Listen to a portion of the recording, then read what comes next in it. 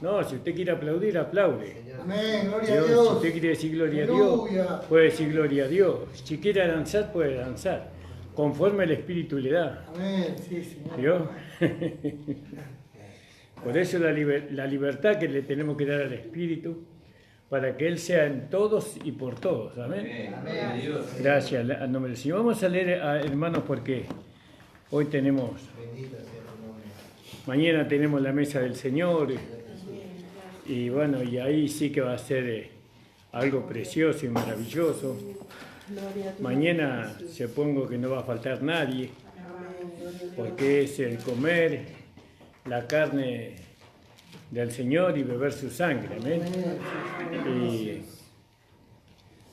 Y ahora sabemos que tenemos una tarea durante la semana, y eso es agarrar el hacha de 2 filos y salir al monte, ¿vio? El monte es el monte. Salir al monte y derribar los árboles necesarios para la edificación del cuerpo de Cristo. Amén. Así que usted siempre tiene que venir con un árbol nuevo, con un árbol, digamos, derribado. Y ese árbol derribado es un alma que usted trae, ¿no? Entonces con ese el Señor va a usar, lo va a enderezar. Si está torcido, seguramente que viene torcido, como vinimos todos nosotros. Y entonces el Señor le va a enderezar con el Espíritu Santo, amén. Con el hacha de un solo filo lo va a enderezar y lo va a usar para la casa de Dios. Porque después eso se tiene que hacer tabla de ese árbol. Y esas tablas tienen que ser forradas, por así decirlo, cubiertas de oro, ¿no? Porque la casa de Dios se edifica con 3 materiales preciosos, que es el oro, la plata y las piedras preciosas. Amén. Y ahora entramos en un reino de paz, donde ya no tenemos guerra acá, ahora tenemos libertad acá. El Señor nos dio la libertad por medio de la cruz, por medio de la renovación de nuestro entendimiento a través del conocimiento revelado. Y ahora decimos que aquellos enemigos que impedían que nosotros edifiquemos el cuerpo de Cristo, ahora ya no están. ¿Cuántos lo creen? Amén. Y ahora miramos nosotros y yo me pregunto, ¿qué enemigo fue el que me impidió a mí edificar? Eso es lo que veíamos en el kilómetro 41.700, ¿no? Y mirábamos cuál fue el enemigo que me impedía a mí edificar el cuerpo de Cristo. Y qué bueno que eso no esté más, ¿no? Que ese ya murió. Amén. Y ahora entonces tenemos que manifestar ahora que la sabiduría, porque eso es lo que pasó. Dice que el rey Salomón, dice, le pidió a Dios, o Dios le ofreció. Él le dijo, todo lo que me pidas te voy a dar. ¿Qué pides? Y él dijo, yo quiero sabiduría para guiar a este pueblo.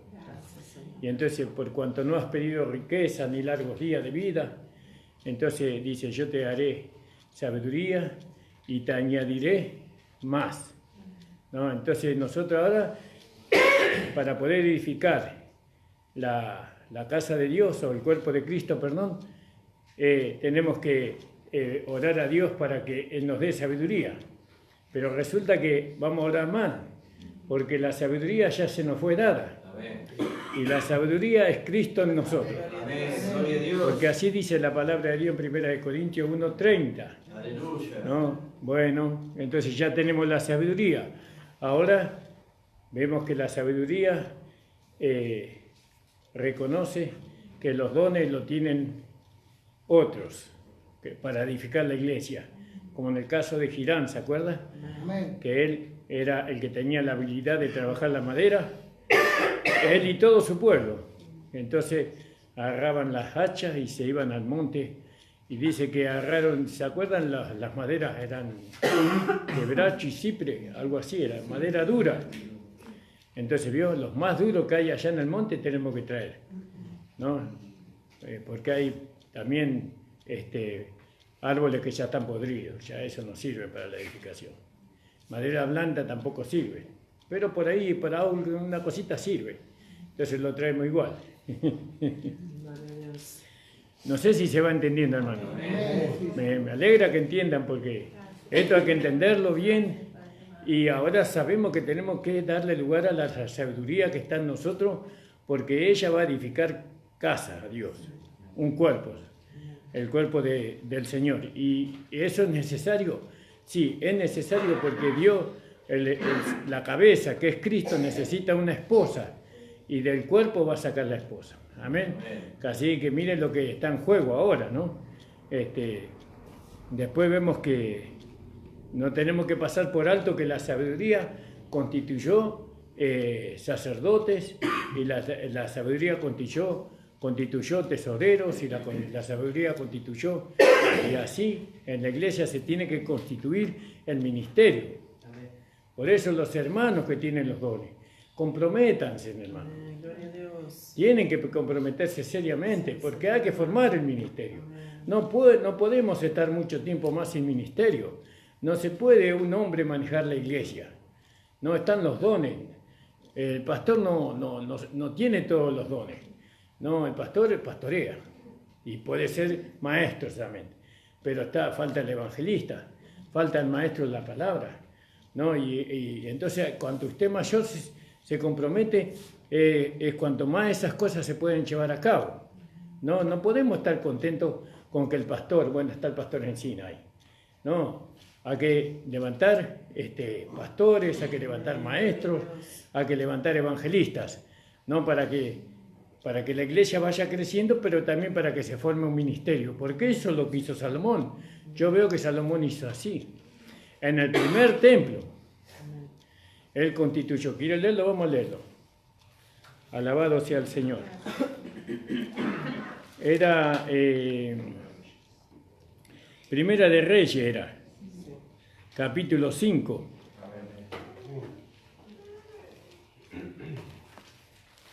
Si usted tiene el llamado, hermano, si Dios pone el sentir en su corazón, no, de comprometerse, no tenga temor, no tenga temor. Yo cuando fui llamado a ser un siervo de Dios, yo no tuve temor. Ese el anhelo de mi corazón era ese.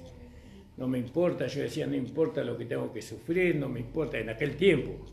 Imagínense, hoy no sé si lo voy a decir, pero era joven, impetuoso, ¿no? Y no me importa esto, no me importa lo otro, y después tuve que pasar. Bueno, hoy sería más prudente la oración, ¿no? Y con coraje que me daba el Espíritu Santo, ¿no? Agarré la mancera, como decían los hermanos, y no la solté. Me aferré a la mancera ahí. No, la mancera era un aparato, no sé, del campo, que se usa para marcar el surco. Creo que un arado de mancera, o para romper terrones, no sé, pero no lo solté. Ahí me mantuve, con la ayuda del Señor. Por lo tanto, si usted, hermano, no tenga, como hablábamos con el hermano Antonio la semana pasada, de que no tenemos que mirar qué precio hay que pagar, sino qué recompensa voy a recibir, ¿no? Porque muchos tienen el temor del precio, ¿no? El precio sí o sí lo va a tener que pagar igual. Amén. Eso es sabido, porque dice, de la copa que él bebió, nosotros tenemos que beber también. No, pero también tenemos un galardón puesto delante de nosotros. Entonces ahora vamos a servir al Señor esperando recibir el galardón. Otro pensamiento que tenemos que tener nosotros para la edificación del cuerpo es que nosotros venimos de la guerra, pero no como guerreros vencidos, sino como guerreros victoriosos. Porque no es lo mismo un guerrero vencido que un guerrero victorioso. Un guerrero vencido viene todo desanimado, ¿no? Viene sin ganas de nada, con ganas de suicidarse, como pasa muchas veces en la guerra. Vienen resentidos, vienen con tanta amargura en ellos, pero nosotros somos victoriosos. Amén. Y el guerrero victorioso es otro espíritu el que él tiene. Amén. Él quiere servir a su patria. Si lo sirvió en la guerra, en el tiempo de guerra, ¿cuánto más en el tiempo de paz? ¿No? Es otro pensamiento. Por eso nosotros ahora tenemos que tener gozo por haber ganado la guerra. porque el Señor nos dio la victoria. Amén, aleluya. Ahora, si fuimos valientes para pelear contra tan grandes enemigos, si tuvimos coraje para hacerlo, ahora el hacerle el cuerpo de Cristo, eso es más fácil, ¿no? Es más fácil porque el Señor nos dio, no tenemos que ir a buscar oro, ni plata, ni piedras preciosas, porque el Señor ya nos dio. Es decir, el Señor vendría a ser el rey David que acumuló, dice que fue acumulando para la edificación del templo. Y cuando Salomón empezó a edificar el templo, toda la riqueza que él necesitaba ya la había acumulado David.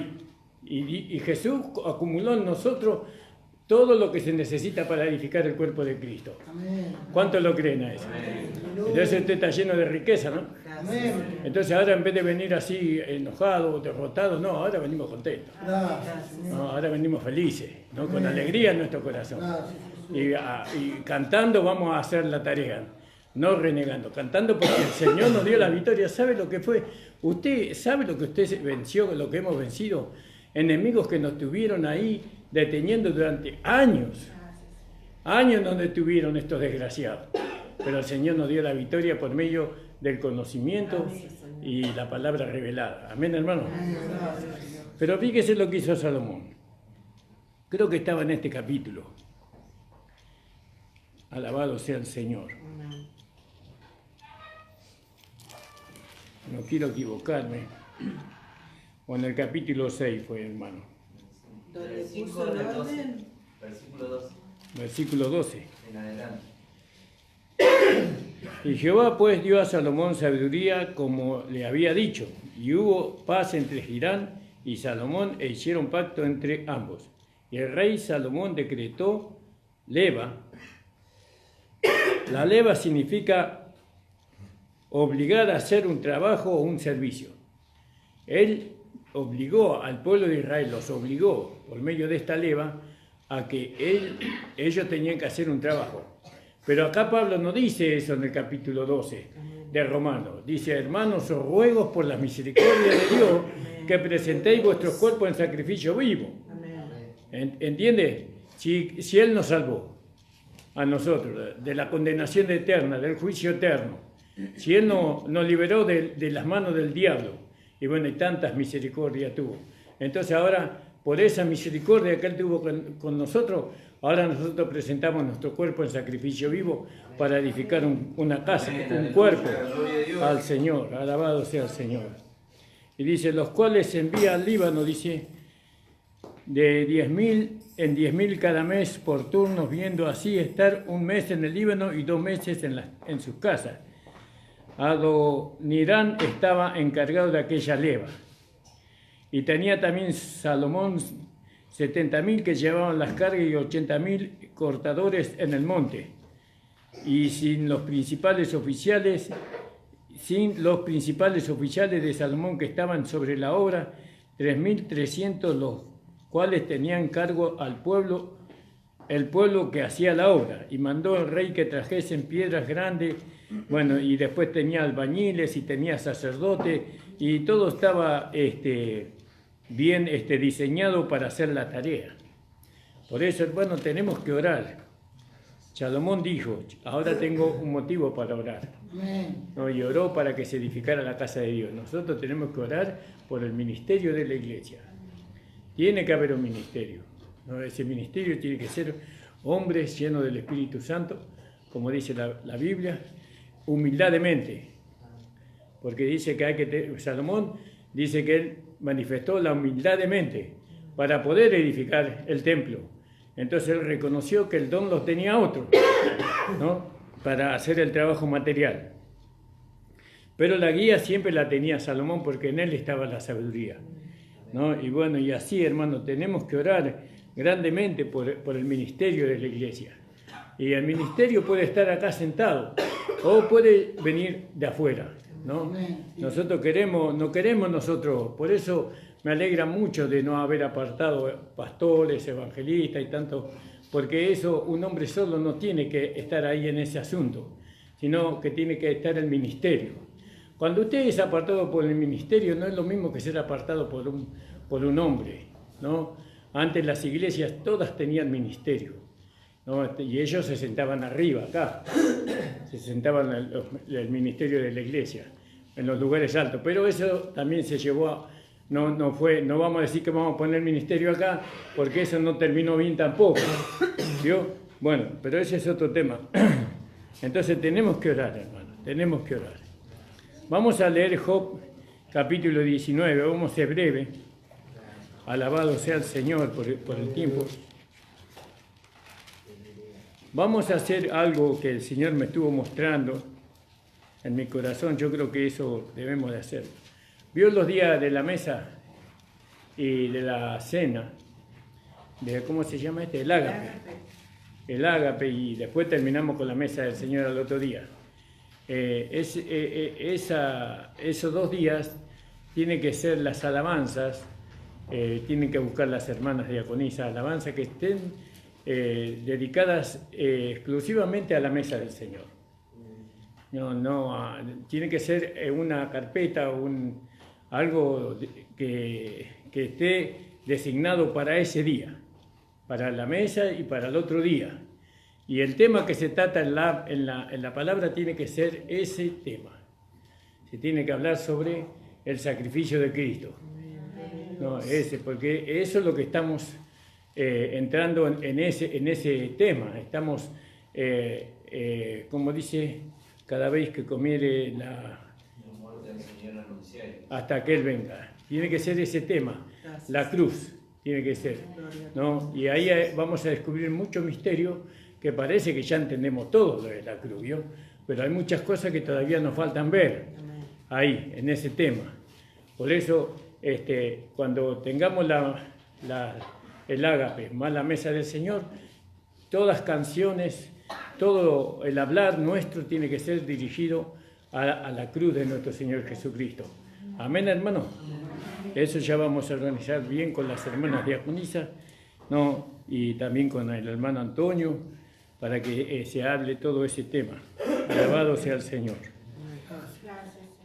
Vamos a leer en el capítulo 19, versículo 25, de Job.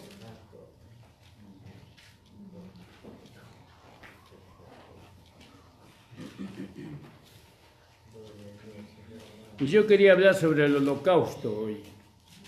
No, el holocausto.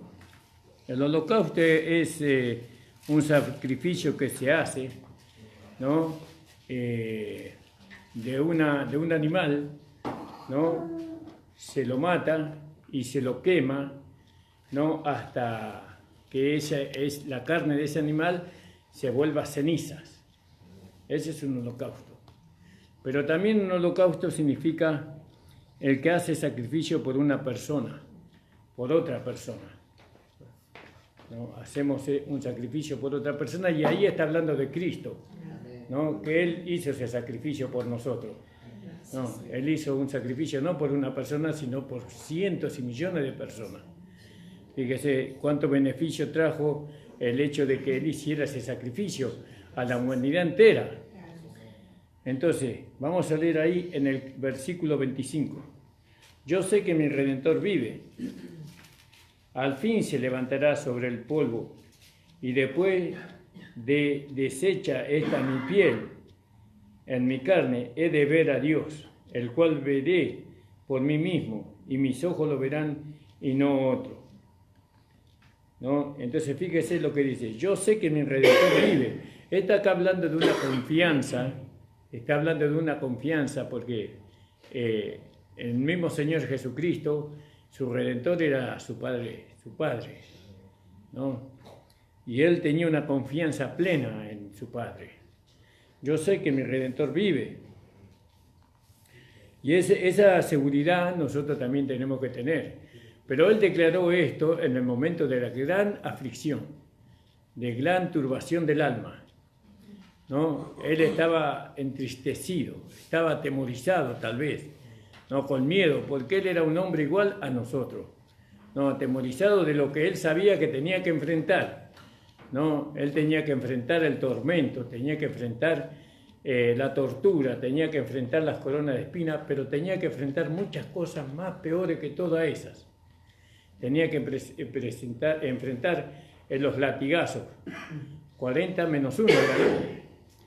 Bueno, tenía que enfrentar los escupitazos en su rostro, que le tiraran el pelo, que lo desfiguraran en su rostro, porque el Señor era un hombre hermoso, pero cuando lo agarraron los judíos y lo llevaron a la cruz, dice que antes de eso le pegaron tantos golpes en su cara que le desfiguraron el rostro. Fíjese qué terrible, ¿no? Pero eso no tiene nada, eso era muy pequeño a lo que él después tenía que sufrir. El sufrimiento del Señor iba a venir después de que él muriera. Si bien él sufrió antes de morir, ¿no? Pero sufrió más después de la muerte. Y entonces yo sé que mi Redentor vive, y por eso él decía eso por lo que él tenía que pasar. Él sabía que iba a sufrir de una manera no solamente su cuerpo físico, sino que lo que iba a sufrir era su alma y su espíritu. Y fíjese, ¿no? Nosotros sufrimos en el cuerpo, pero en el espíritu lo tenemos al Señor. Pero en el alma lo tenemos al Señor. Pero a veces sufrimos en el cuerpo nada más. Hasta ahí puede llegar. Y aún Jesús dijo, no temáis a aquellos que matan el cuerpo, pero el alma no pueden matar. Quiere decir que hasta el cuerpo podemos sufrir, pero el Señor no sufrió solamente en su cuerpo de carne, sino en su alma y en su espíritu. Y eso después de haber sido crucificado, después de que le dieron con todo, ¿no? Después de que cayó en las manos de la muerte. Bueno, vamos a ir despacito, porque estos son temas muy hermosos que tienen que llevar el tiempo. Tal vez no lo termine todo hoy, hermano. Yo sé que mi Redentor vive. Qué maravilloso esa confianza, ¿no? Qué maravilloso. Frente a la prueba, frente a la tentación, frente al sufrimiento, frente a la enfermedad. Yo sé que mi Redentor vive. No importa lo que yo esté sufriendo, no importa lo que yo esté pasando. Yo sé, yo tengo la certeza, tengo la seguridad que mi Redentor vive. ¿Tiene usted esa confianza? Amén, gloria a Dios. Bueno, no, y no tenga temor de decir amén, hermano, porque Él vive. No tenga temor, no piense, no voy a ser probado. No, aunque sea probado, yo digo amén igual. Alabado sea el Señor, porque así tiene que ser. Amén, aleluya. Yo sé que mi Redentor vive y al fin se levantará sobre el polvo, dice. Al fin se levantará sobre... ¿Quién se levantará sobre el polvo? El Señor en el cual Él confía. Él se va a levantar sobre el polvo. ¿Por qué? Porque Él va a ir al polvo. ¿No? Pero el Señor está más allá de la muerte.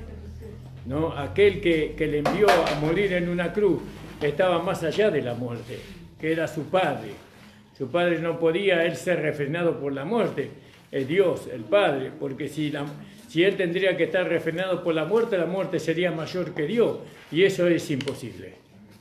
No podemos pensar de que la muerte es mayor que Dios, ¿no? Ahora, esa confianza que nosotros, esa certeza que tiene que nacer desde nuestro espíritu, ¿no? Y que tiene que salir como una explosión, ¿no? Que pasa por nuestra alma, por todo nuestro interior. Yo sé que mi Redentor vive. Alabado sea el Señor. Ahí vio, y estamos dispuestos a lo que venga, no importa lo que venga. Yo sé que mi Redentor vive. Si yo no tengo la valentía o el coraje de decir yo sé que mi Redentor vive, ciertamente que el Señor me va a enseñar de otra forma. Entonces, yo sé que mi Redentor vive. Y al fin se levantará sobre el polvo. Y después de deshecha esta mi piel. Fíjese, dice mi carne en otra versión, ¿no? Sí. Y dice, y después deshecha esta mi piel. Fíjese el sufrimiento que el Señor sabía que iba a padecer en su carne. ¿Vio? Pero aún ahí Él tenía su confianza. Aleluya, gloria a Dios. Y eso es lo que nosotros tenemos que desarrollar. O se tiene que desarrollar eso en nosotros. Tenemos que confiar en Dios a pesar de todo lo que pueda venir. No importa lo que venga. Yo sé que mi Redentor vive. Alabado sea el Señor. Después deshecha esta mi piel, en mi carne he de ver a Dios. En mi carne he de ver a Dios, el cual veré por mí mismo, y mis ojos lo verán y no otro. Y no otro. Fíjese qué profundidad habrá. Acá habrá más profundidad de la que nosotros podemos expresar. Amén. ¿Vio? Más profundidad. En mi carne he de ver a Dios. Acá se podría leer esta Sí, hermano. versión. Y después del desecho de este cuerpo mío, dice, fuera de mi carne veré a Dios. Fuera de mi carne veré a Dios. Fíjese.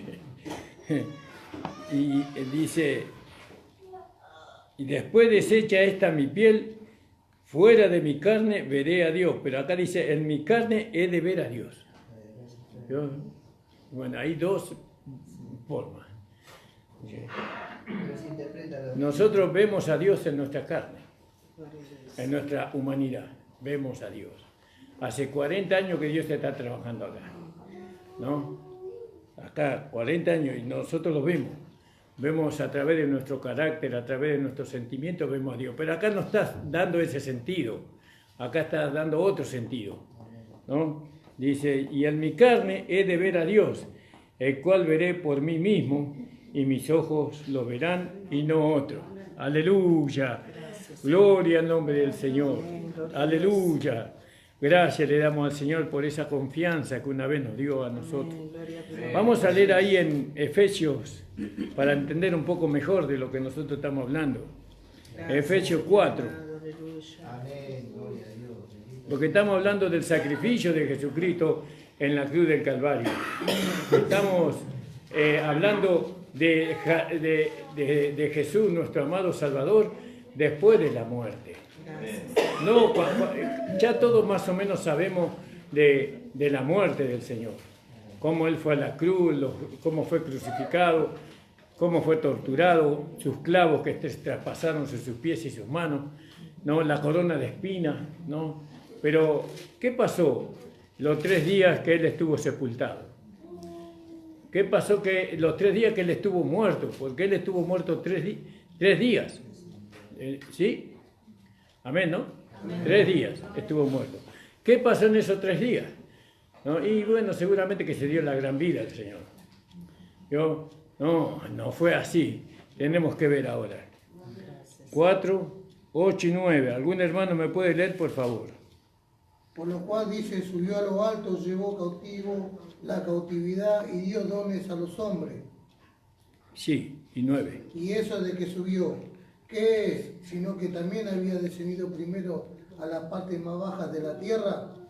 Sí. Que descendió es el mismo que también subió por encima de todos los cielos para llenarlo todo. Amén, hermano. Hasta ahí nomás, gracias. Entonces, fíjese que cuando Jesús murió, Él descendió, su espíritu, su cuerpo fue sepultado, ¿no? Fue sepultado en la tumba de José de Arimatea, pero su espíritu y su alma descendieron, ¿no? Dice que descendieron, porque su cuerpo no descendió a los infiernos, ¿no? Sino que fue su espíritu y su alma fue el que descendió a los infiernos. Bueno, y eso que subió es, sino que también descendió primero a la parte más baja de la tierra, ¿no? Y el que descendió, ¿no?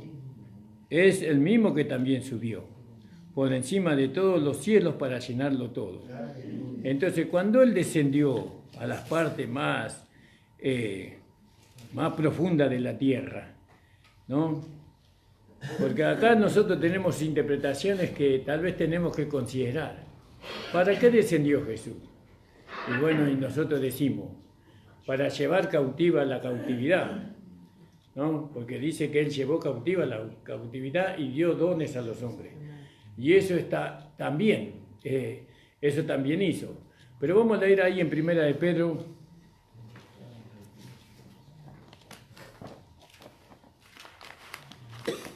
Tres, 18 y 19.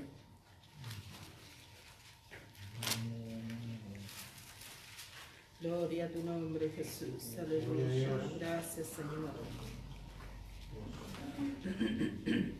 Dice, porque también Cristo padeció una sola vez por los pecados, el justo por los injustos, para llevarnos a Dios, siendo a la verdad muerto en la carne, pero vivificado en espíritu, en el cual también fue y predicó a los espíritus encarcelados, los que en otro tiempo desobedecieron cuando una vez esperaban la paciencia en los días de Noé, la paciencia de Dios en los días de Noé, mientras se preparaba el arca, el cual pocas personas, es decir, 8 fueron salvas por agua.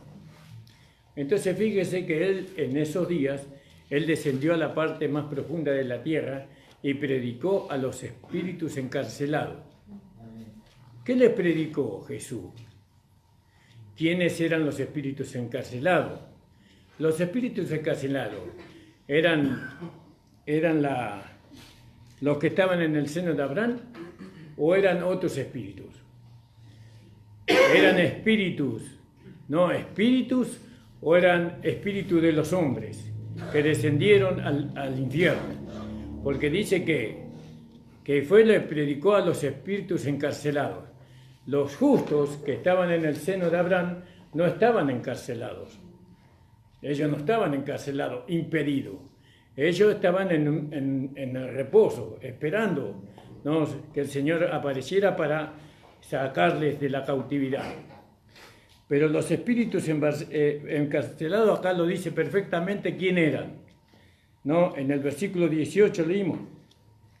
En el 19, ahí dice, el cual también fue y predicó a los espíritus encarcelados, los que en otro tiempo desobedecieron, cuando una vez esperaba la paciencia de Dios en los días de Noé, ¿no? ¿Y qué les predicó a eso? Porque fueron todos aquellos que vivieron en los días de Noé y que no creyeron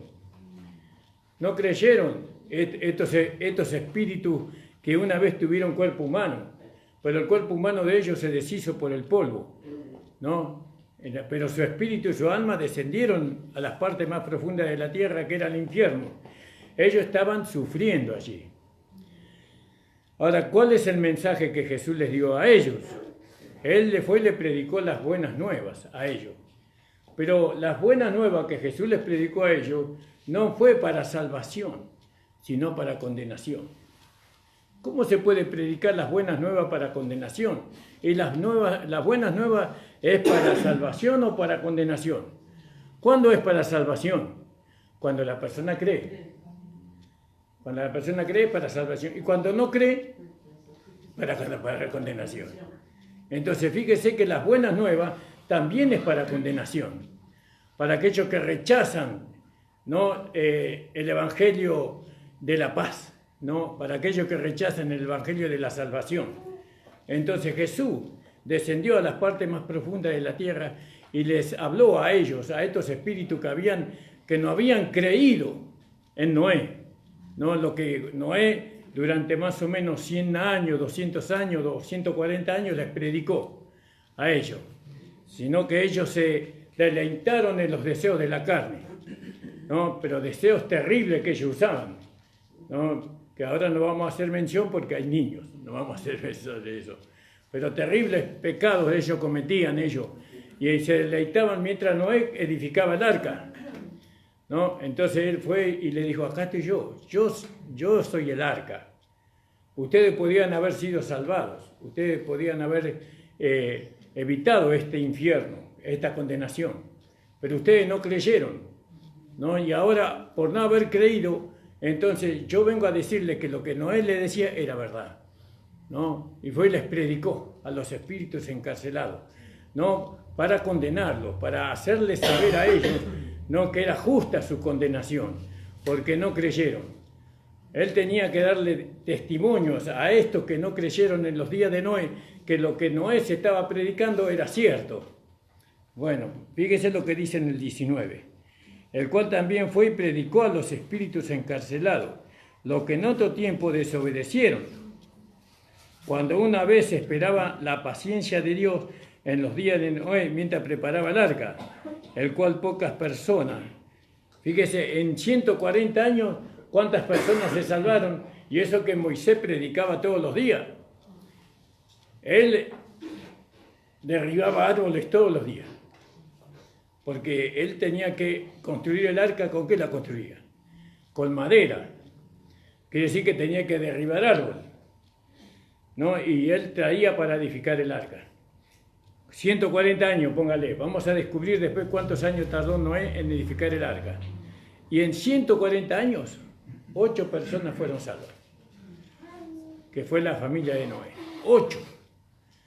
Fíjese usted, ¿no? Por eso nosotros, hermanos, que tenemos seguridad de salvación, tenemos que alabar al Señor. Amén, aleluya. Hemos sido salvados, ¿no? De ese lugar donde están los espíritus encarcelados. Aquellos que no creyeron están aún, hoy están en el infierno, sufriendo, ¿no? Atormentados por el fuego, ¿no? Ellos sufrieron la primera muerte, pero le falta todavía sufrir la segunda muerte a ellos. Fíjese cuánto dolor esa gente por no haber creído, pero nosotros tenemos el privilegio de que hemos creído, ¿no? Y que hemos sido salvados de la condenación, del juicio eterno. Por eso nosotros tenemos que alabar al Señor con todo nuestro corazón.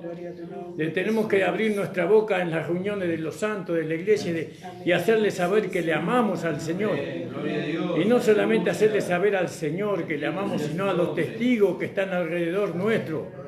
Porque están los ángeles y están los demonios, y nosotros no podemos estar con la boca callada. Nos dice que cuando la iglesia del Señor alaba, en el cielo se hace silencio. Se hace silencio. ¿Cómo puede ser que esto, con una naturaleza menor que la nuestra, puedan estar alabando a Dios? Ellos admiran de nosotros.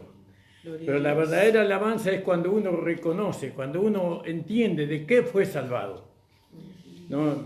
Cuanto yo vemos y oímos de personas que son salvadas de la muerte por medio de los médicos, o son salvadas por medio de los médicos de un dolor de muela, y uno está agradecido y quiere llevarle torta, y quiere llevar sándwiches de miga, no, porque me salvó de este terrible dolor que yo sufría. Agradecido está uno. No sé si la hermana Claudia ve esas cosas.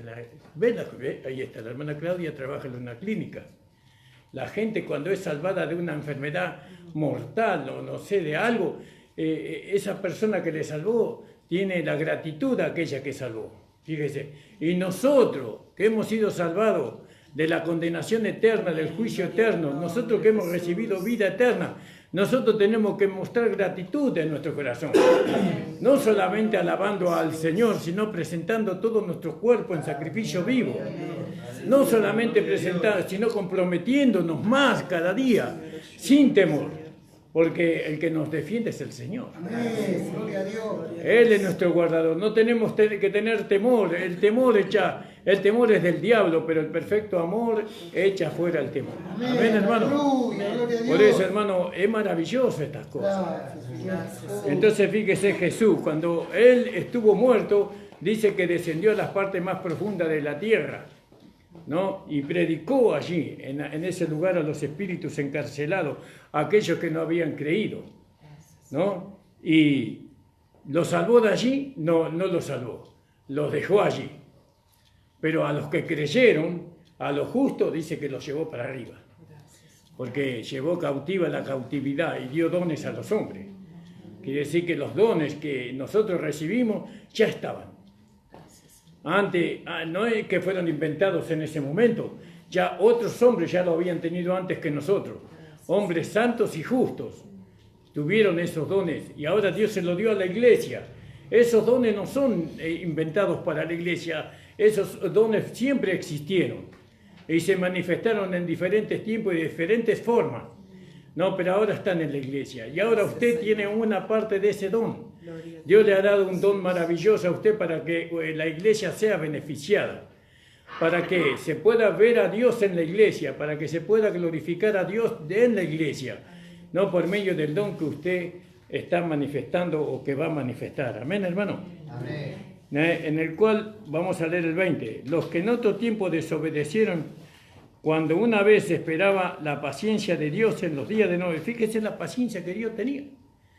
Y para que se convirtieran, para que se arrepintieran, para que se unieran a Noé en la obra. Pero ellos no se arrepentían, ellos seguían con su fiesta.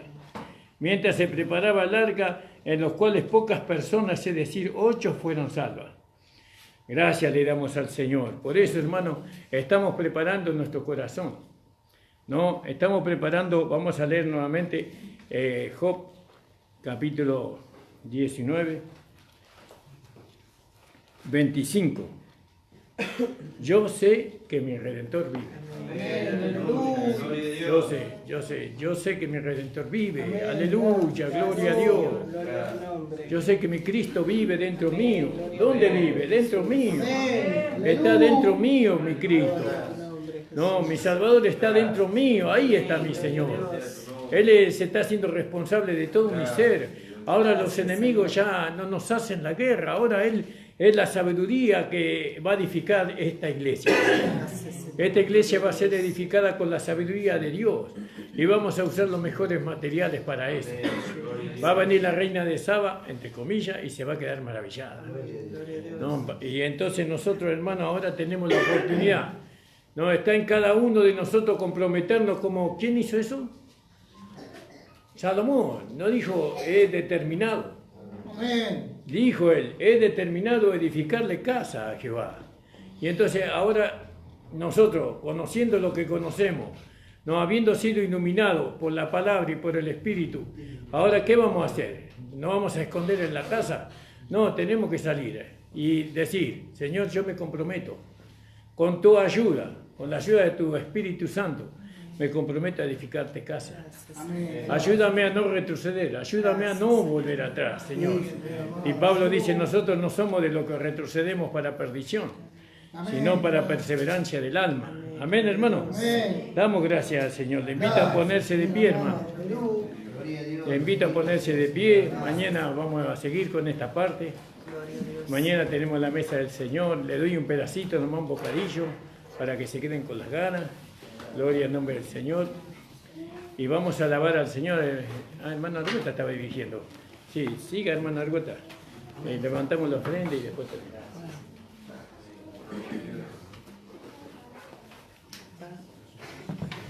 Bueno, hermano, vamos a cantar una